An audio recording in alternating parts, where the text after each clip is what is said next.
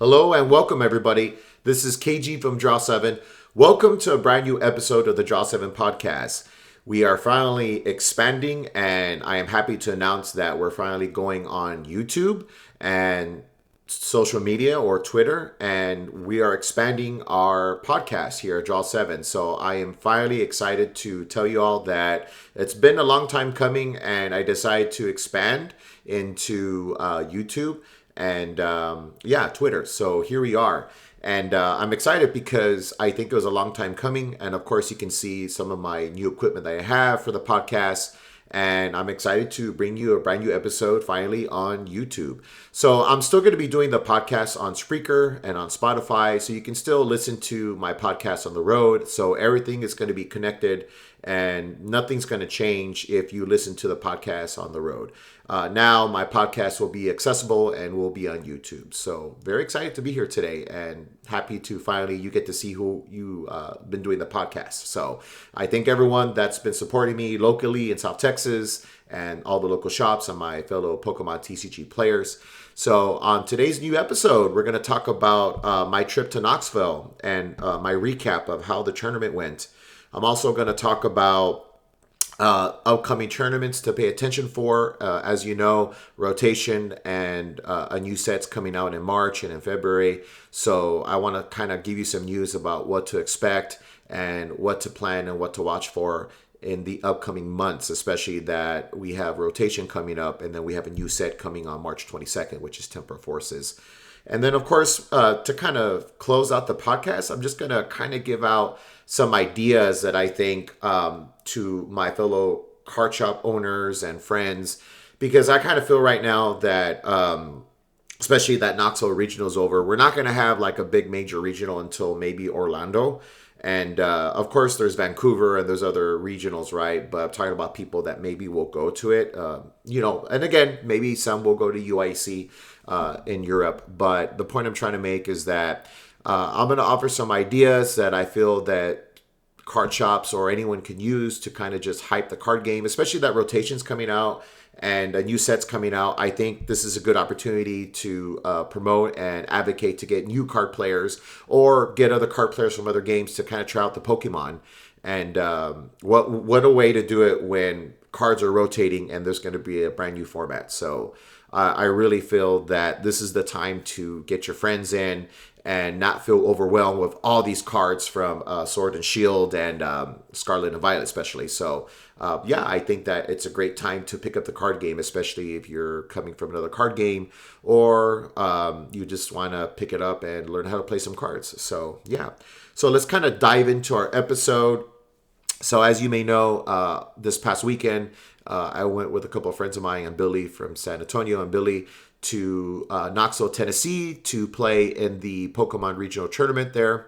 And, the trip was great. I had a great time. It's been a while since I've been to regionals. As you may know, if you know me personally, I didn't get to go to San Antonio regionals because I had to do the work thing and, kind of bummed out, but it is what it is, and but between that, I was able to take one League Cup down at Stronghold. So I think that's pretty awesome because that means I got 50 points added to my CP.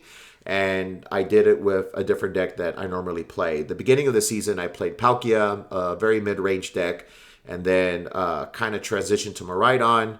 And then I kind of, the meta was kind of going away from the Miraidon and whatnot, so I had to pick another deck. And I'm not a fan of Guardy, but I picked it up and I did well at Stronghold and picked up the dub, so I'm excited to pick that up. And then, after that, I just decided to go to Knoxville, Tennessee and pretty much see where I stand from there. And so when I got there, the weather was great.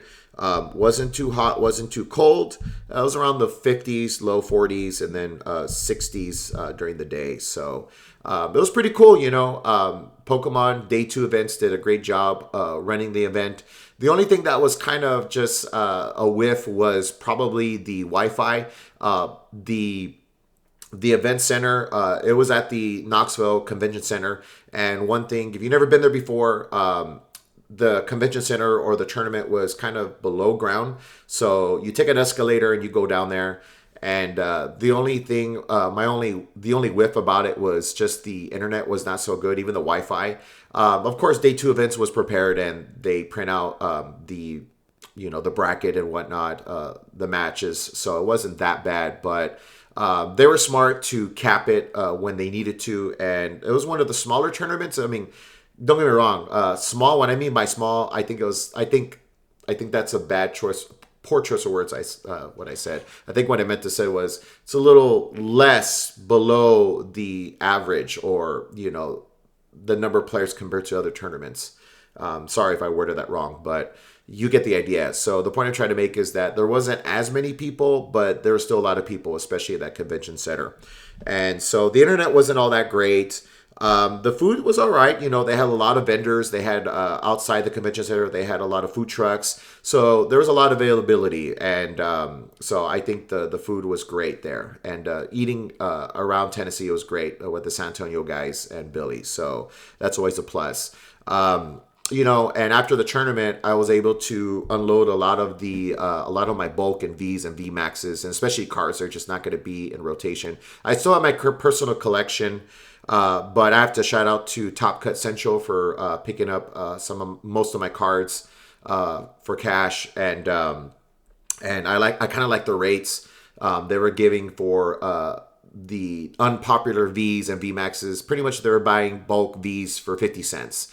And that's not bad if you think about it. Most go with a quarter, maybe 35 cents, but you can't be 50 cents for all your common V's and V Maxes.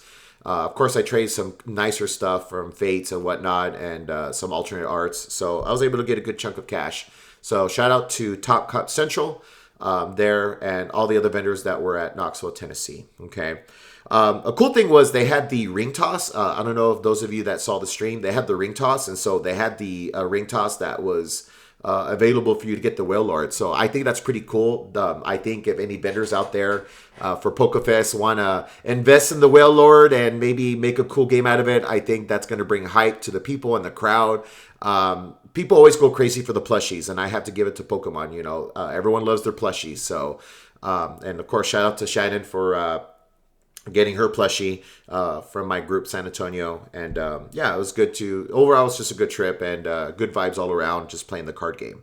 So of course, let's talk about my matches, and let's talk about what deck I picked. And if you're from the RGV, then you know what happened.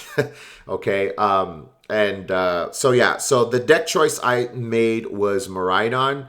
And my thought process with Miraidon was, I know Miraidon does not have a good matchup against Charizard. And I understand that Charizard was going to be there no matter what. I mean, it's always going to be 15% or higher. I mean, in fact, it's been 18% lately and 17% as far as the number of players piloting the deck. So my thought process behind Miraidon, my choices were Miraidon or Guardy. Guardy because I did well in the Cup, and I knew Guardy, and then Miraidon. So I had heard at the convention center and through people and whatnot, the buzz was, Roaring Moon was the play, and I was pretty comfortable with that matchup with Miraidon, especially if I went second. And my wins against Roaring Moon were pretty good. I maybe lost one, but most of the Roaring Moons I play are tested. Like, I'm pretty confident I could beat them with my Miraidon. Also, Sable Zard, the Lost Box version of Radiant Zard and Sableye, that was getting a lot of hype too. I felt that, hey, I can beat that matchup as well with Iron Hands. So pretty much I was kind of leaning towards the Iron Hands Peony build for Miraidon. I was thinking about going mid-range, but I decided that if I was going to win, I was going to win and take the dub as fast as I could. So let's talk about my matches one by one, especially that's fresh in my head. Let me go ahead and show it to you. And you can see that, whoops, didn't mean to do that. There we go. All right, so as you can tell, I went 4-4 drop, and if you can tell, my first 4 rounds, I was 4-0, and I know for a lot of you that are out there that have experienced this, you go on a hot streak, and then and that's exactly what happened with Miraidon. So we'll talk about round one against Raymond. Pretty cool guy. He was running the pretty much Lost Box Radiant Zard, and he just couldn't really get set up because Iron Hands was too overwhelming. Shout out to him though, because I did had the Paldea Fates Mew EX, and he saw the card, and of course, Paldea Fates was legal to use as far as reprints. Not the TM, of course, but so I had the Mew EX, and that was my opening card to start because of the free retreat. So when Raymond saw the card, he just pretty much gave me all the props. Like, that's a beautiful card. And I was like, yeah, man, thank you. Appreciate it. So, 2-0 Raymond, he just honestly couldn't get set up. He never got a Colress going. And by the time he did, I think game 2, he was making a comeback because, as you know, people like to bully my Flaffy because it's very fat with the retreat cost. So he kind of counter catcher it. And I was on top deck mode. So I had to wait until I could retreat it. But by the time that's all said and done, I was already like 4 prizes in, and I had 2 prizes remaining. So Raymond just didn't have the start he needed, and I 2-0'd Raymond. Okay, so round 2, I go against Keegan, and Keegan was rocking with the Chimpao. Chimpao was getting some buzz too, Chimpao Baxcalibur. And now that I look at it, it wasn't really as popular as I thought it was. It's just that I ran into 2 Chimpaos in the first 4 rounds. So I ran into Keegan, and I have to give it to him. He was trying to play his deck a little differently against mine. He was avoiding trying to put Chimpao down, but the problem was that you kind of have to if you want to dig. And when he did, I just used my Rhydon to take the first 2 prizes. And ever since then, he was just trying to set up KOs with his Greninja. And because of that, he was working with smaller hands because he doesn't have Chimpao to get the energy, and then, conceal cards, etc., etc. And he just was not really getting anything going. Eventually, I just 2-0'd him, and he could never get set up. And when he did, I was already 2 to 4 prizes in. So pretty much just kind of like round 1. So I'm sitting at 2-0, and I'm kind of feeling good about it. But I know not everything's a guarantee, and not everything's a promise, as you can see my match record. So we get into round 3, and my round 3 opponent was named Christopher. Pretty cool guy. He was from Dallas. He was actually from Texas. And we talked a little bit, and it was pretty cool to converse with somebody else from Texas. And he didn't also, I learned that he shared with me that he didn't also do the San Antonio Regional, so we had something in common because of work. But as you can tell, he was rocking the Chimpao Baxcalibur as well. And game 1, unfortunately, he just draw pass with the baby backs, and I took advantage of it and got the donk. And and then game 2, he puts 1 fridge, and he was just like, well, I mean, you're not going to bring it up. And in my deck list, the Miraidon, and by the way, the Miraidon list that I was running, I was rocking the Peona build, more from Nick Robinson's list from San Antonio. I did test Miller's list. I wasn't really a fan of the XP, and that probably should have been the way to go because that probably does give you the best chance against Zard. But I wasn't a fan of it. I was more into the mid-range, and the only thing that I did took was the Pokemon catchers. So I put 2 in there, and I put 2 research to help me against a better matchup against the Path to the Peak, especially with Giratina. So what happened was game 2, when Christopher benched the fridge, he was just like, okay, well, you can't gust it because, early game. And sure enough, when I Peony, one of them was the Pokemon catcher. And then when he saw that, he was like, oh no. And got the heads, brought it up, got the knockout. And I was a little aggressive, but the results still came out the same. I mean, I sent him back a turn pretty much. And he put another fridge down. And from there, he just couldn't really recover because I just took prizes faster than he did. That's the whole point of Miraidon, right? So, got the 2 over Christopher, and right now I was sitting at 3-0, and I was just, with the San Antonio guys and Billy, and just everyone was 2-1, 3-1, so everyone was doing all right, and I just, okay, let's keep on because nothing's a guarantee. It's 9 rounds, right? So round 4, that's when things start getting a little bit more competitive, and it was the Miraidon Mirror. And it was against Tyler, and Tyler was rocking the build from Miller's build from the last regional. So we had 2 different builds, And game one, he took game one against me, and it was very interesting because he actually he went first.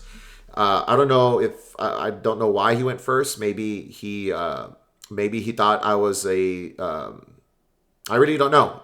Normally Maridon likes to go second, but when he saw my deck, I guess he kind of regretted that decision. But he did went first, so it is what it is. And he took game one. What happened was, basically when I took my first knockouts, and he basically the diagonal path just stuck, and I was on top deck, so I couldn't really do much with my Muse or Maridons for tandem unit. And he took game one. So in my head after that, I realized, okay, this is where it is, and it's time to grind it out. So game two, we had a great game. Game two, and I took that win. Pretty much I set up the way I needed to, and I was winning the prize race, and so pretty much I went second, and that was pretty much it. Game three, he decided to go second, so what I did was I made sure that I put 2 single prizes on the bench. I think it was the Spiritomb and the Flaffy, so or Marit pretty much. So again, long as I fed him a single prize, then hopefully I can take the 2 prize knockout. And so pretty much his generators didn't hit. He had a bad opening hand, so he had to Iono, and when he Iono'd, not much did come from it. So I was able to take the game number 3. So after that, it was lunch, and I was feeling pretty good. I was like, all right, I'm 4-0. And, round 5, table 2, sitting next to Aiden, get a Zard player. And Val O'Brien, pretty good player, pretty well-known player in the community. And, pretty much when you have a really good deck and you have a really good pilot and somebody that's played the game for quite a while, it's he's a relatively young player, but he's been playing since the juniors and seniors, so he knows what he's doing. Sitting at table 2, just got destroyed by him, and I mean, those decks, I was running the Bravery Charm, 2 Bravery Charms, and, he had every answer to it, lost vacuum, knockout. I was happy to get my 2 Iron Hands. And don't get me wrong, the thought process of me slowing down the game with Maridon, I did think about that, but the problem is these Zard players, they're just going to set up 3 Zards, or 2 Zards, and and my build for Maridon is not the XP, and I play 1 Raichu, and 1 Raikou. The Raikou, just to make sure, I know Raikou's probably an older card that players don't really put, Maridon players don't put, but I put it in there because I felt that if I whip generators, then I at least have some attacker to take a single prize, because a single prize is better than nothing. Of course, not against Zard, right? Because a pass is stronger, because you just want to go 2-2-2. Or at least punch the Zard and clean it up with Iron Hands. There's a lot of ways to do it, but so with Van O'Brien, pretty much it was just no chance against him, and he had every answer. Guy played Iono. Guy, played it smart. Used Lost Vacuums against my Bravery Charms, because my thought process was if I couldn't get Iron Hands, take 2 prizes, I know that puts me in KO range. But if I had the Bravery Charm, and I did that twice with Iron Hands with the Bravery Charm, but he just had to answer a Pidgeot. And just to make sure things stuck, Iono me. So game 1, easy game 1 for him to take against me.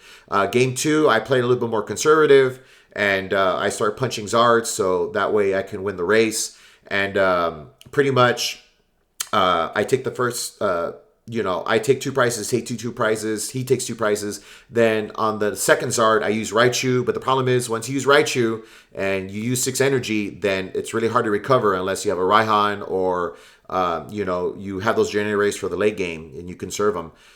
So he did the smart thing, and once Raichu was gone, he was able to boss the Mew EX because... I was trying to bait him with taking a single prize by giving him a Spiritomb, but he was smart enough to pass. So, my only hope was him giving me time to set up the Mew EX play. But that never happened because he set up the Mew EX, and then pretty much I had nothing. So, Van O'Brien, GG's to him. took it 2-0. And he was probably the only player out of my bracket that went day 2. And I think he went 7-2 going into day 2, and then got top 128. So, again, good players. I mean, it's tough, but yeah, so going to round 6, shook off the loss. I go against Tony, and one of my better matchups, which was Sable Zard and Radiant Zard, actually. And again, had everything. We actually had good games. And game 1, I set up Iron Hands beautifully with the Bravery Charm. And, and I went second. I won the coin flip there. And one thing I realized that, he went first, but he had a good turn 1 start with the Lost Box Radiant Zard. I mean, turn 1, he got 3 comfies, so he had 3 in the Lost Zone. So when I Iron Hands with the Bravery Charm, I felt pretty good. He had the Chorus, and he was able to Mirage Gate into his Radiant Zard. And then he also had the Vacuum, Lost Vacuum, my Braving Charm, and took the knockout. And he was really impressed that I was able to recover, get another Iron Hands with 4 more energy with the Bravery Charm, and take the 2 prizes. And he, again, had the other Lost Vacuum. So as you can tell, he took game 1. Pretty much, that deck was pretty consistent for him. And, he had every answer.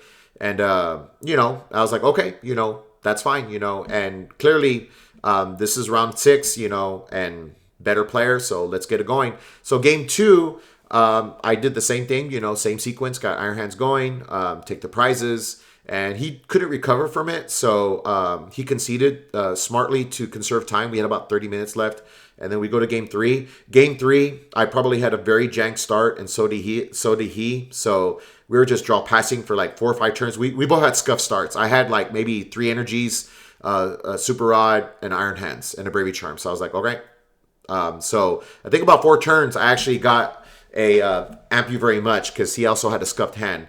But eventually we both got going, and we exchanged prizes. And then pretty much my only win con was that, you see, what the thing with Lost Box Radiant Zard is that they definitely take the end game very seriously, and the odds are in their favor, because all they're doing is they're going to beat you 2-1 with that Radiant Zard because of Clara. And they're just going to bring it back and swing at it again and swing at it again. So especially if you are a 2 prize deck, it's really not in your favor because, And then, they have all those TM Devolution shenanigans against the other Zards. So it's a very consistent deck. And, my opponent just piloted it well. So game 3, it came down to me using both my Muse to dig for the double colorless, because I was 2 prizes, he was 2 prizes. But he had the advantage because he was going to use Radiant Zard to pretty much kill one of my Vs that I needed to use. I had a lot of Vs out there, Squawk, whatnot. So what I did was I put 1 Mew, and I Peony, and I dug, and didn't get the double turbo. I Ultra Ball for another Mew. And out of the 10 or 11 cards, ran through 6 cards, and pretty much didn't get the double colorless with the escape rope play, to get the last 2 prizes. So pretty much with the double colorless, and so game 3, he takes it, and so, but we did have good games, Tony and I. He was really impressed that the Miraidon was pretty much, he basically said it was another Mew, a Mew VMAX deck, how smooth it ran, just, Peony, get my generators, play them, Squawk, Mew for 3, Squawk, play, Squawk, Mew again, restart. So he was really impressed that I was just drawing all these cards, so GG's to Tony, and he took that win there. So right now I'm sitting at 4-2. Round 7, unfortunately, get another Zard, Pidgeot. And another good player, because Joe Turrentine, many of you don't know him. He's been on stream before. He already has his World's Invite. Pretty much a world-class player. So pretty good guy. Pretty cool guy to talk to, actually. He was just telling me that he already has his invite. And, he's just trying to win that 10K. And I don't blame him. And, we played. And he just 2-0'd me. Same as Van O'Brien, just kept him honest. Just, okay, here's Iron Hands. Vacuum cleaner, knockout. I game number 2, I try to experiment and, punch Zards and all that. But, I think he had Turo as well. So, yeah, I mean, there's just no way we'll run right you. So I can, after that, I kind of realized, okay, I see why XP share or path to the peak was really important against those Zards. And the conversion for day 2 Knoxville, you have to understand that out of the 100 Maridon players, there was only 3 that made it day 2, which obviously I wasn't one of them, as you can tell, 4-4. And then round number 8, I go against Kyle. Kyle's a pretty good guy. Him and I, the only thing that we had in common is that we're both teachers. And Kyle was running the Lost Box version of Zard, not the Radiant one, just good old Zard EX. And I know that was an older build when Zard first came out, and I know that build was kind of popular, but he decided to stick with it, and pretty much like the Lost Box was really not a non-factor, like the Cram, the Confies, like it did get him his cards, but pretty much like, yeah, I mean with Zard, like it's just impossible, and pretty much by round 8, my deck stops working because, he gave me the feels bad because I whiffed 4 generators. And that's pretty much what happens when you play Lotto Energy, right? So I knew the risk. And so as you can tell, after 4-4, I decided to drop. And I should have probably dropped because I didn't realize that 5-4 would get you at least 20 points. I didn't know that. I forgot about the kicker. So, but that's okay. Like to still get my World's Invite, I still need the same amount of points and placements anyway. So the 20 points are kind of irrelevant, at least, because I do plan to go to Orlando. I do plan to go to Indy, and then I do plan to go to NIC. One of the things I kind of regret is I probably should have gone to Latin American regionals, international competition back in the fall, because those are a lot more points to get to, especially if you place in the top 1,000 or 500. I was telling that to Billy. So hopefully, probably next season, me and Billy or anyone else that would want to go, I probably will make an effort to go to Latin international tournament, because that's just easy money pretty much, or easy points to get if you're trying to grind it out. So yeah, so pretty much my Knoxville regionals, I went 4-4. And like I said, a little disappointed because I had a 4-0 start, but like anything else, nothing is guaranteed, guys. So let that be a lesson, never. And I wasn't. I kept things to myself. I think by round 4, Aiden was 4-0 as well. So, and of course, we all know that Aiden was a finalist at Knoxville. So congrats to him. But yeah, for me, if I could take it back, I probably would have gone to Guardy. Now, the reason why I didn't go Guardy was because I wasn't too comfortable playing a 50-minute game 1 and then losing it, possibly losing the game. And then I don't think I was ready for those kind of swings as far as like handling those losses because, going the next round. But in hindsight, I probably should have stuck with Guardy and pretty much wasn't confident with it against high-level players. But now I know I'm definitely going to be testing it. And probably for the upcoming League Cup at Pocket, I'll probably be playing Guardy or Mew VMAX. So, yeah, overall, GG's to all my players.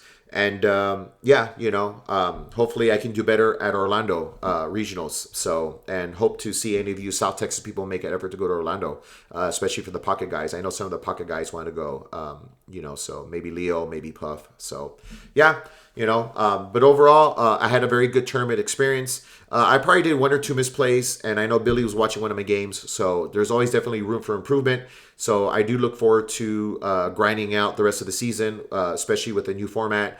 And, we'll see where Guardy goes. We'll see what new decks come out, and we'll definitely see Lost Box. If I'm not a fan of Guardy Held's build in the new format or in rotation, then I'll probably just go to Lost Box and stick with that. Okay. All right. So that's a recap of the Knoxville regionals on my end. Let's go on to the next topic for my podcast. So for the next topic of my podcast, I like to say that if you are wondering what the format's going to be like for rotation, then I would definitely advise that on February 17th, you take a look at the Champions League that Japan's having at, let's see, probably going to say this wrong, at Fukuoka. So, February 17th, that's when temporal forces is going to be legal for Japan. And that's probably the first look that we're going to have as far as the new rotation. So one thing I want to tell you is there's a cool website. I believe that's run by Alex Wilson. Pretty cool guy overall. Yeah, so I'll show you here. If you go to ptcglegends.com, and I'm showing you right here, it shows you all the tournaments, including in America, upcoming tournaments. So if you look at the Champions League in Japan, you can notice that if you click on it, February 17th to the 18th, you're going to see that the format's going to be Brilliant Stars into Temporal Forces. So that's probably the first time that we'll get to look at what decks are going to be viable. And remember, nothing's ever set in stone because, these are Japan players that are probably just as nervous, or not nervous, but just kind of like excited for a new format as I am. So that's kind of like my little shout out to everyone in South Texas. If you want to look at the new decks and you're excited to use the new cards and for a new format, and you're just tired of Mew winning, Mew VMAX always winning, then don't worry. This new set coming out at the Champions League for Tempo Forces, the new format, will be aired on February 17th. I'm sure some of the big YouTubers, Azul and whatnot, will be streaming this. And so those of you that have a card shop or have your locals, feel free to stream this to the crowd, because I promise you they'll be watching it, and everyone will be wanting to see what new decks are going to be out there, especially with Tempo Forces. So Japan is going to be the first. This is going to be the first tournament with the new cards pretty much in rotation. Okay, so that's on February 17th. Now on February 17th for me, I know in South Texas, there's 2 League Cups. There's one in Laredo, and then there's one in Corpus. So there's a big possibility I'll be going to the Corpus League Cup. I think it's Cotton's League Cup. So I'll definitely look forward to that. And and the cool thing is, those of you that are going to go to Orlando will probably be at least a North America, where Temporal Forces will be legal. So I'm excited to go to a new format. And I always like to go to tournaments where it's a brand new format or brand new season. So that's why I went to Pittsburgh, because that was probably the first regional tournament in North America or ever in Pokemon. So I like to go that one. This one is in the middle of the season, and didn't go to San Antonio, obviously. But Orlando, I definitely want to go because it's going to be pretty much a brand new format. And we're only going to be able to base our information or testing through online or through the Champions League in Japan. So, yeah, it's going to be hype, and some of these cards are going to be gone, Mew, Urshifu, maybe Guardy, depends if there's another automobile, but we do lose a lot of cards from it. So, yeah, and if you ever get a chance, shout out to Alex Wilson and check out his page, PTCG Legends, has a lot of world information. Why Pokemon doesn't promote world stuff. I know they do, but... as far as having all the information all together, I don't know why they don't do that, but maybe in the future they will. So, yeah, that's just kind of like my news for Pokemon. And any of you in South Texas that want to go to League Cups, I know RGV had theirs already. Actually, all of them but the Pocket. So this weekend, the Pocket is having their League Cup on February 10th in Mission, and it's going to be at their brand new store. So, go check them out if you're still looking for those League Cup points. And February 17th, Laredo. I know we had a good crowd from Laredo come to Stronghold, so that was pretty cool. A lot of them ran Roaring Moon and Mew VMAX. So that was cool to see them represent. And I know a lot of the guys from South Texas will go to Laredo, and I know some will be going to Corpus. So I personally will be going to Corpus, so we'll see what happens there, and I'm not sure about Billy. I think Billy is going too. I'll have to double check. So anyways, so let's go ahead and move on to our next topic.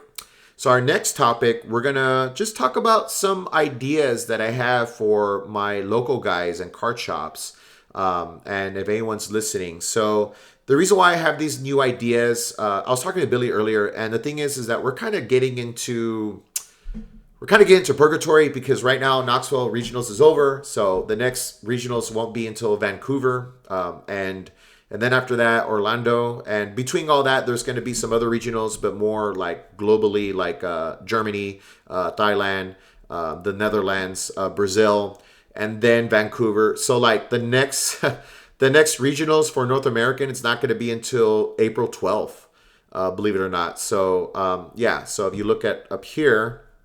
Yeah, so what we have Thailand, then we have Germany regionals, Japan, special event, Brazil, Vancouver, Philippines, and then the UEIC, and then we have Orlando regionals, April 12th. So it's going to be quite a while for a lot of our North American players, at least that stay within the country, to go to a regionals, in the States.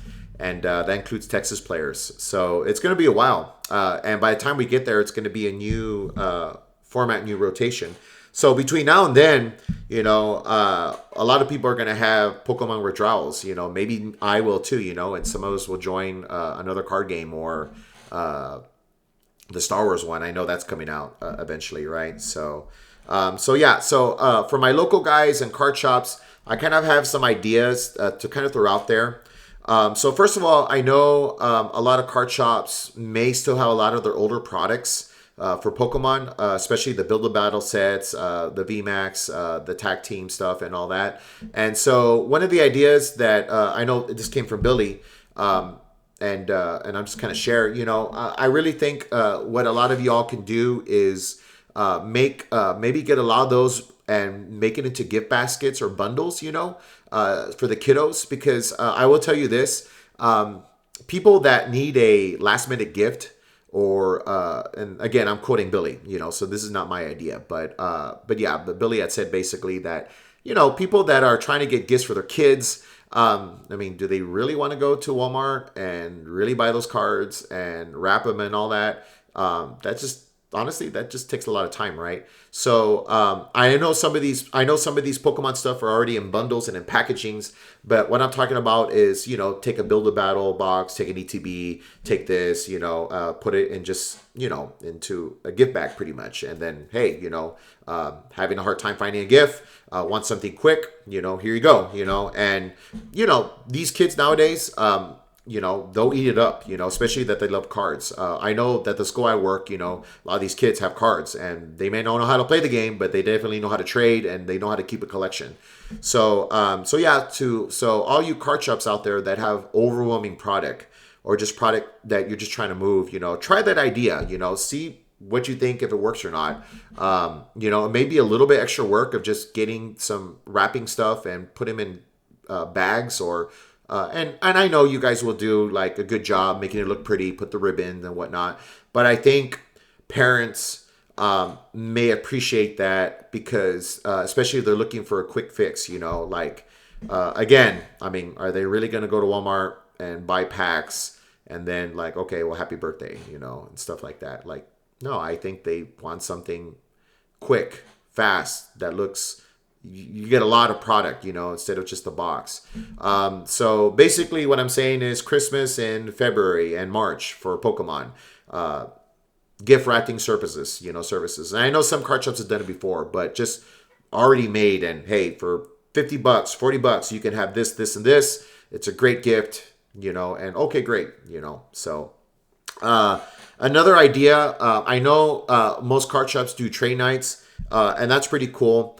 But another idea I think that would be kind of cool from now until at least rotation happens is I know Yu-Gi-Oh! Does the 3v3. So I think it's pretty cool if Pokemon try to do teams as well. I think that's a cool idea. It doesn't have to be shop team names. You can, right? I know there's a bunch of guys from the Pocket, Roots, Stronghold, and Kaboom and whatnot representing the journeys. So, yeah, you can have teams, right? But squads are kind of cool too with the team names. Every time at Stronghold or HTS when they promote their teams. I think it's pretty cool that they have their team name. And the format, honestly, it's not that any different. It's just 3-on-3 pretty much. And yeah, pretty much all you do is you create a team name, and I'm letter A, Billy's letter B, and someone's letter C. And then I'll go against letter A, and then letter B goes against letter B and C, and pretty much 2 out of 3 between the players, and then whoever pretty much gets more wins is the winner. I think that's pretty cool. I think that will collaborate with the newer players. And yeah, I think that's a cool thing to have if any shop wants to have that, 3v3. I think that's pretty cool. And it doesn't take much. It's just 3 versus 3. That's it. There's no special format needed or no bans or anything like that. And if you want to spice it up, then, maybe have the top players pick their teams, but they can't pick each other. So, Pocket can't have Leo, Brian, and maybe they can have Leo, Brian, or Cesad. And maybe Cesad has to pick other players, and Brian has to pick other players. And I'll be willing down that, that'd be pretty cool. Other ideas that you can have is those of you with league challenges or whatnot, have a league challenge, but hey, spice it up and be like, okay, for today, sorry, but Kevin, Billy, Cesad, and so are not allowed to play today. They'll be our special judges or whatnot. And okay, and I'm okay with that, to be honest, because if that creates buzz, if that creates people to come out and play, doesn't mean that, just, stirring the pot pretty much, maybe people are tired of Tinkerton. Maybe people, oh my God, Billy always wins, and yeah, Billy's the GOAT, right? So maybe have something like that for, okay, this league challenge, special judging by Billy. Don't worry, he's not playing. So something like that, Another idea, I know in the bigger community, they do it a lot, but hey man, pay-per-view, 1v1, let's get Jacob, let's get him into the cage against Uriel. Money match, something, but these are just some ideas I think that are kind of cool to have from now until rotation, because honestly, like if we just have the same old standard tournament, buy in $5, come on in, then where's the fun in that, and definitely think our goals, we want to build a community, right? So another idea, we done it before, is mystery deck day. You sign up for a tournament, you pay $5, you get a random deck and you got to pilot it, and jank players love that, because if you get their jank deck, especially Joel or Alan, maybe somebody out there is like, oh my God, how the heck do I pilot this Aegislash deck, or this Mimikyu deck? I certainly would kind of panic, but, stuff like that, jank, jank Wednesdays or something. I don't know. So I think that'd be pretty cool for mystery. We've done it before a while back. I think this is when we didn't have premier events or sanctioned events. We just decided, hey, you know what? Let's do tournament, but let's just switch our decks. And so we put the boxes there and drew a random number. So that was pretty cool. But I just think I think you guys know where I'm getting at. I just think that there has to be some creative ideas for the community. I know we have some new players in, and I just think that right now, from now to then, I think we could just have a lot of shenanigans, and because if we're just going to do the same tournaments, that's fine. But it's going to get stale. Like, I'm going to tell you that right now. Okay. Yeah, so just to recap some of the ideas, I think Pokemon product bundles for parents, I think that will be really cool. I know we already have shops doing the trade nights, so they'll continue doing that. 3v3, I think that's cool. GOC, that's always a good thing to have. I know Brownsville Cascades trying to always fire up the GOC. League challenges with some twists, special judgments, special bans. Maybe the top best players in the RGV, top 10, can't go to league challenges, and, just, hey, sorry, but, we want somebody else. And, hey, and I know some people are trying to get their points, right? But it's just all for the funds, right? One-on-one pay-per-view, okay, let's see best of 7. Let's see Merced versus Jacob Luna, or let's see Uriel versus Alan.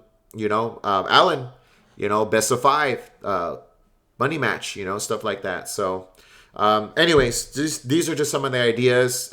If you all have any, put them in the comments below. Something to think about, right?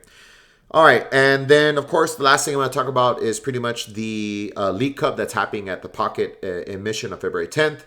As you know, my deck choices for this upcoming weekend is either going to be Mew, VMAX, or Guardy. So I'll decide what I'm going to play. As you can tell, these are 2 decks that are definitely going to be rotated. Who knows, maybe Billy or some of the South Texas guy will rock our Shifu one last time, give it one last ride before it's gone, okay? All right, so just to recap, we just talked about, for today's podcast, for Draw 7, talked about the Knoxville Regionals, the Whale Lord Ring Toss, my matches, the vendors, my trip overall with the San Antonio guys. And then, of course, in the news, the PTCG Legends, the February 17th, the Japan League that's happening with the new set of Temporal Forces. And then Orlando Regionals, Temporal Forces for North America will be available for us. If we're traveling in states, and then of course my ideas for all the local card shops. Okay, so I'm excited to where Pokemon's going. I'm very excited to continue this podcast. I'm very happy to finally get my social media platform upgraded. Finally got some new equipment, and I'm definitely excited to bring you my podcast now on YouTube, Twitter, and and of course on Facebook and on Spreaker. So if you want to find my podcast, you can still find it on Spotify, any other podcast any podcast site you can find now on YouTube and now on Facebook. What I need you guys to do, help me out, is please subscribe and please spread the word for South Texas, because I think there's a lot of potential to grow the community. Right now, we're getting into a new rotation, and we are getting into new cards. And so I think it's the perfect time to grab a friend, get somebody new into the card game, or bring back an old friend that used to play. I can tell you, I had a lot of friends that used to play. One of them in particular, and he does still play every now and then, and the guy's just working, but Mark Green, or Marcos Garcia, 2016 runner-up. New format. Maybe he'll be rocking the Roaring Moon. I know his brother Juan Garcia, Jay, another cool cat. But grab somebody that used to play, or grab a new player and bring them out to Temporal Forces pre-release, because that's coming out on, I think the set comes out March 22nd. So March 10th and March 17th, look for those pre-release dates. But yeah, guys, I'm excited for where Pokemon's heading. We're getting to a new set. Registration's coming out for Orlando soon, I'm sure. NAIC, Indy, NAIC is going to be hyped because it's going to be now at Louisiana, New Orleans. So that's pretty cool, especially for us Texas players, because now it's in, flying. Sure, if you want to be spoiled, but yeah, you can drive now, especially if you're in the Dallas area or San Antonio. So I'm hyped, and I like where Pokemon's going. So, and you should be too. So with that being said, that's pretty much going to wrap up our episode here. So I thank all of you for tuning in for the Draw 7 podcast. Again, this is KG signing off. Thank you so much for listening. Please subscribe. Please spread the word. And thanks for listening. Thank you.